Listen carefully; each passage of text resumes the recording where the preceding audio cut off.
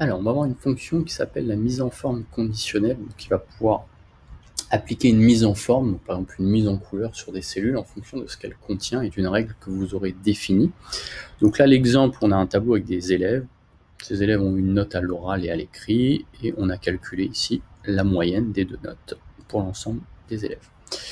Donc, je voudrais que la moyenne se mette en vert automatiquement quand l'élève a eu plus de 10.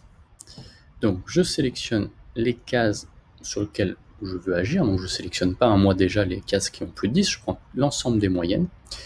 Une fois sélectionné, je vais là-haut dans Mise en forme conditionnelle. Et là, j'ai plein de choses possibles.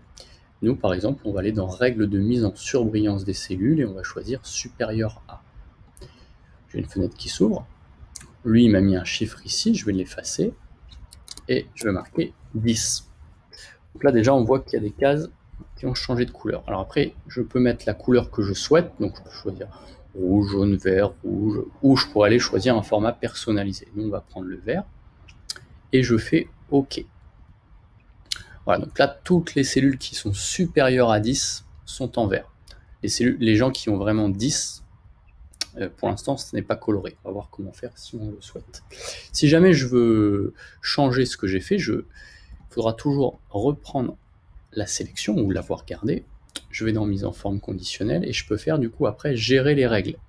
Du coup, il me montre que sur ces cellules-là, sur la sélection actuelle, j'ai une règle de définie. Si je clique là-dessus et que je fais modifier la règle, l'interface est différente de tout à l'heure, mais c'est la même chose. On me dit la valeur de la cellule est supérieure à 10. Donc je pourrais changer ici, je pourrais mettre 15 par exemple. Mais je vais aussi pouvoir ici, par exemple, dire supérieur ou égal à 10. Et je fais OK. Et encore OK.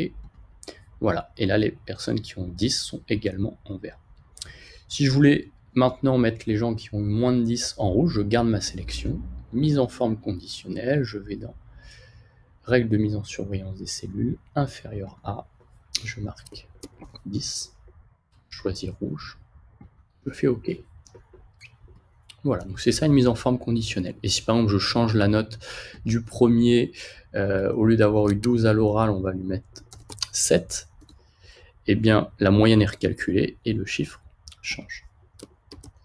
Et la couleur change aussi. Si je mets 15, voilà, il repasse en vert. Voilà, donc et ainsi de suite. Donc ça sert à ça les mises en forme conditionnelles, c'est très pratique, notamment sur des tableaux de bord.